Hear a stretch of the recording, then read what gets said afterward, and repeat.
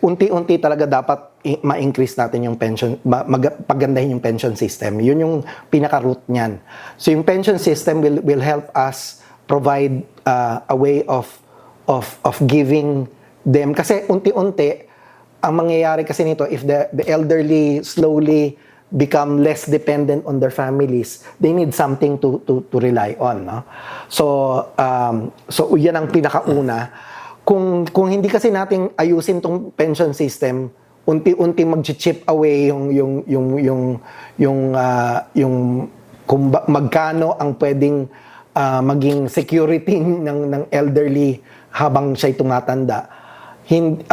May mga nagsasabi nga, baka maski ako pag nag-retire ako, baka wala nang value yung aking pension, no? So yun yung dapat nating ayusin ngayon pa lang, kasi kung hindi natin ayusin at laging sabihin na lang natin ay pagpabukas na, lalala ng lalala, at lahat tayo tumatanda. So kailangan natin talaga ng way to be able to become more resilient.